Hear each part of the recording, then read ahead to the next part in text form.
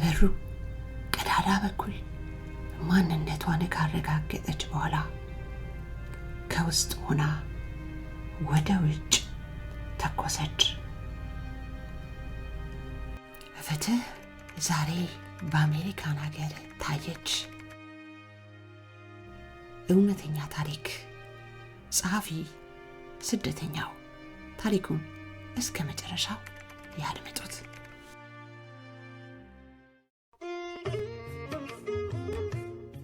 ናፍቆት ሚዲያ የተለያዩ እውነተኛና አስተማሪ ታሪኮች የሚቀርብበት ናፍቆት ሚዲያ። አይተው ሲጨርሱ ለሌላው እንዲደርስ ሰብስክራይብ፣ ላይክ፣ ሼር ማድረግዎን አይዘንጉ። ናፍቆት ሚዲያ።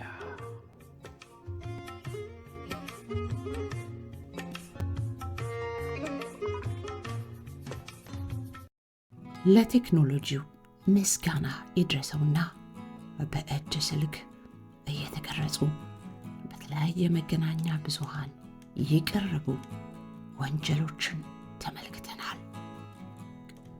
ሁለት ፍቅረኛሞች የ4 ዓመት ሕፃን ልጃቸውን ከኋላ ጭነው መኪና እያሽከረከሩ ሲጓዙ በቀኝ በኩል ያለው የፊት መብራት አይሰራም በሚል አንድ ፖሊስ ያስቆማቸውና መታወቂያ ይጠይቀዋል።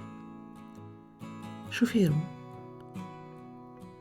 ቀን ስለሆነ መስራት አለመስራቱን ብዙም ትኩረት አልሰጠውትም። ይቅርታ ኦፊሰር ይለዋል። መንጃ ፈቃድን ልታሳየኝ ትችላለህ? ኮስተር ብሎ ጥያቄውን ደገመው። አሁን ግን ለጥንቃቄ እንዲረዳ በሕግ የተመዘገበ ሽጉጥ አለኝ፣ ላሳውቅ ብዬ ነው። ከኪሴ መታወቂያዬን ሳውጣ ካየው እንዳትደናገጥ ይለዋል።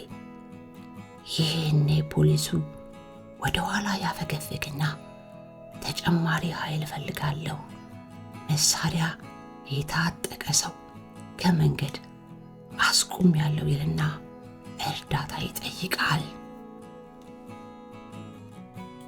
ይህኔ ፖሊሶች በብዛት ሆነው የመኪናቸውን ጥሩምባ እያጮሁ የተባለበት ስፍራ ላይ ይደርሱና ትንሿን የመኪና መብራት መበላሸት ችግር ወደ ግዙፍ ሽብር ይቀይሩታል። ሹፌሩም ምን ሆናችኋል ሲል በመደናገጥ ይጠይቃቸዋል። እጅህን እንዳታንቀሳቀስ፣ እኔ የምሰጠውን መመሪያ ብቻ ተከተል ሲል በመጀመሪያ ያስቆመው ፖሊስ ይነግረዋል። በትንሹ በተከፈተው የሹፌር በር መስታወት በኩል መንጃ ፈቃድህን አቀብለኝ የሚለውን ትዕዛዝ ተቀብሎ እጁን ወደ ኪሱ ሲከት የእችን ክፍተት ተጠቅሞ ፖሊሱን በ3 ጥይት ጭንቅላቱ ላይ ተኩሶ ገደለው። መጀመሪያ የመኪና መብራት ተበላሽቷል ተብሎ ከቆመበት ጊዜ ጀምሮ እያንዳንዱ ክስተት በቀጥታ በፌስቡክ ገጿ ታስተላልፍ የነበረችው ፍቅረኛው በ4 ዓመቱ ሕፃን ልጅ ፊት መገደሉን ለሚሊዮኖች አሳየች። ፖሊሱ ወዲያውኑ ከስራ ታገደ። እንደተባለው የተገኘው በሟች ኪስ ውስጥ የተመዘገበ ሕጋዊ መሳሪያ ነበረ። በሕፃን ልጁ ፊት ያለ ርኅራኄ የገደለው ፖሊስ ፍትህ ተሰጥቶን እናያለን ብለው ብዙዎች ጠበቁ። ፖሊሱ ከቀናት በኋላ በነፃ ሲለቀቅ በብዙ ሚሊዮን የሚቆጠር ካሳ ለቤተሰቦቹ እንዲከፈል ተደረገ። ዛሬ የምናቀርብላችሁ ታሪክ ግን ይለያል። ጉዳዩ ተጀምሮ መቋጫው ጋር እስከሚመጣ በአብዛኛው ጊዜ ጉዳዩ የተቀረጸው በፖሊስ ደረት ላይ በተገጠመ ካሜራ ነው። ታሪኩ እንዲህ ነው። በቀን አንዴ ለፖሊስ መደወል ግድ እስከሚመስል ድረስ 911 ስልክ በተደጋጋሚ በሚጣሉ ጎረቤታሞች ተጨናንቋል። በአካባቢው ሕፃናት በብዛት ተሰብስበው ይጫወታሉ። ስለዚህ ሁሌም የሚሯሯጡና የሚንጫጩ ድምጾች አይጠፉም።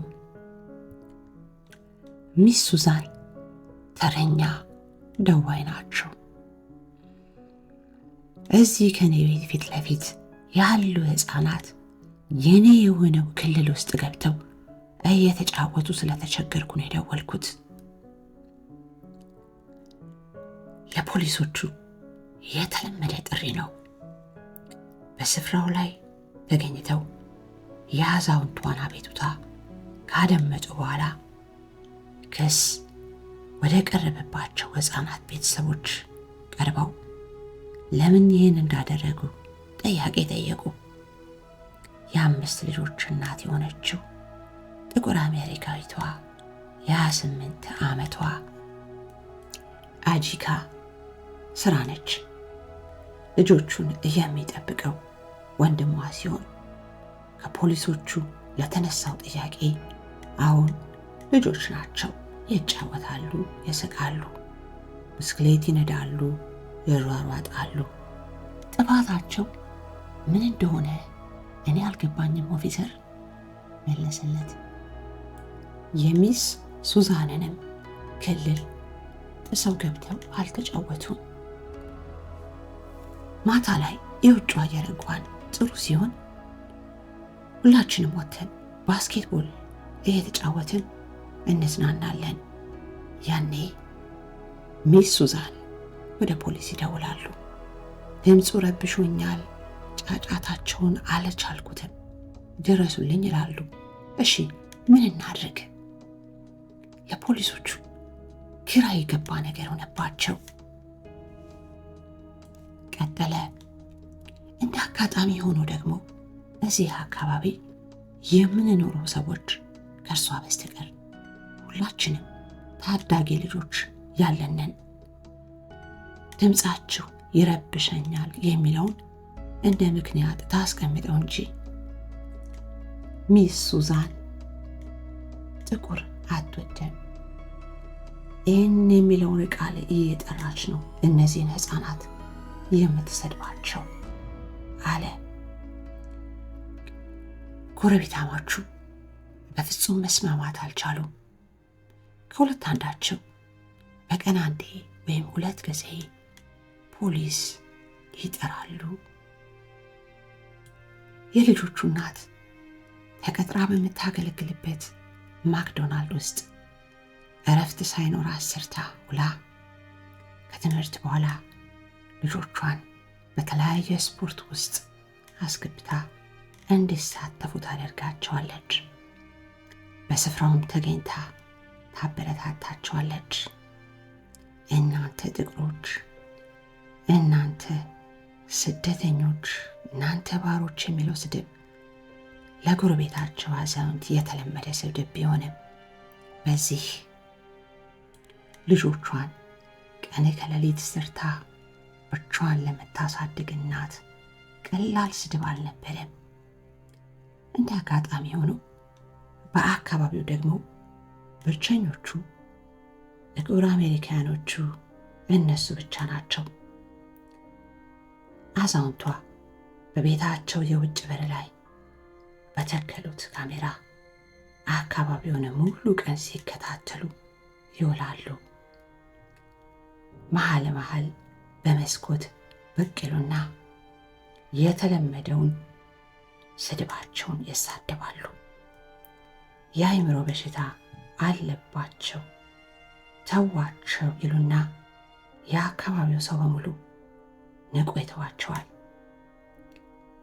አንዱን ጎዶሎ ቀን አጂካ ከስራ በጊዜ ወደ ቤት ትመጣና ለልጆቿ ዕቃ ቤት ውስጥ እራት ለማዘጋጀት ጉድ ጉድ እያለች የመጀመሪያ ልጇ እያለቀሰ የእናቱን ስም ይጣራል። አዛውንቷ መጫወቻውን ነጥቃ እንደወሰደችበትም ይነግራታል። የተወሰደበትን የልጇን መጫወቻ ለመቀበል የሚስ ሱዛንን ቤት በር አንኳኳች። በበሩ ቀዳዳ በኩል ማንነቷን ካረጋገጠች በኋላ ከውስጥ ሆና ወደ ውጭ ተኮሰች። ጥይቶቹ በቀጥታ የአምስት ልጆቹ እናት ወደ ሆነችው አጂካ ደረት ላይ አረፉ። 911 የዛን ቀን ጥሪ ከሌላው ቀን ጥሪ ይለያል። እባካችሁ ድረሱልን፣ ሰው በሽጉጥ ተመቷል፣ እባካችሁ ድረሱልን የሚል ጥሪ ነበር ለፖሊስ የደረሰው። ፖሊስ በስፍራው ላይ ሲደርስ በልጆቿና በጎረቤቶቿ ታጅባ በነፍስ ውጪና ግቢ የምትሰቃየውን ሴት ለማዳን የቻሉትን ያክል ከነፍስ አድን ሰራተኞች ጋር ከሞከሩ በኋላ ወደ ሆስፒታል ተሸኘች። ከትንሽ ቆይታ በኋላ ልጆቿንና መልካም ጎረቤቶቿን ሰብስበው ሕይወቷ በአምቡላንስ ወደ ሆስፒታል ጉዞ ሲያደርግ በነበረ ሰዓት እንዳለፈ ነገሯቸው። ራሷን ለመከላከል በሚል የወሰድኩት እርምጃ ነው ስትል ሚስ ሱዛን ጉዳዩን በውጭ እንድትከታተል የሕግ ከለላ ሲሰጣት ድሮም ፍትህ ከእናንተ አንጠብቅም ተባለ። ሚስ ሱዛን በፖሊስ ጥበቃ ተደርጎላት ዕቃዋን ከቤቷ ወጣች። የሕግ ጠበቆችና ቤተሰቦቿ የፍትህ ያለ ብለው ጮሁ። ጉዳዩ ብዙ ጊዜን ፈጀ። በአካባቢው እየተሯሯጡና እየጮሁ ይረብሹኛል የምትላቸው ሕፃናት በተራ በፖሊስ ቃለ መጠይቅ ተደረገላቸው። የሚስ ሱዛንን የጥቁር ጥላቻ የማያቋርጥ ስድብ ደጋግመው ይሰሙት እንደነበረ ተናገሩ። በመጨረሻም እናታቸው ለተገደለችባቸው ልጆች የይቅርታ መልእክት እንድታስተላልፍ ስትጠየቅ እናታችሁ ወደ እኔ ቤት የመጣችው ልትገድለኝ ነበረ፣ እኔ ራሴን ለመከላከል በወሰድኩት እርምጃ እናታችሁን ገድያታለሁ ስትል ከ13 ዓመት እስከ 1 ዓመት ዕድሜ ክልል ላሉ ሕፃናት ይተላለፍልኝ ስትል በወረቀት ላይ አሰፈረች። ከፈረንጆቹ ጎረቤቶቻቸው ምስክርነት በተገኘው መረጃ ደግሞ ሟችን ጥቁር ስለሆነች ብቻ ከሌሎቹ ለይታ ልጆቿንና እሷን ታሳድዳት እንደነበረ መሰከሩ። የሚስ ሱዛን ከእስር ቤት ውጭ ሆኖ መቆየት ብዙዎችን አስከፋ። የፍሎሪዳ የመገናኛ አውታሮችንም ቀልብ ገዝቶ በየዕለቱ ዜና ሆኖ ይወጣ ጀመር። ጉዳዩን ሲመረምረው የነበረው ፖሊስ ሚስ ሱዛን ግድያውን ከመፈጸማቸው ከቀናቶች በፊት ራስን የመከላከል በሚል በሚኖርበት የፍሎሪዳ ግዛት የሚፈጸም ግድያ ነፃ መውጣት ስለሚችልበት ሁኔታ በኮምፒውተራቸው ሲያስሱ የሚያሳይ መረጃ ተገኘ።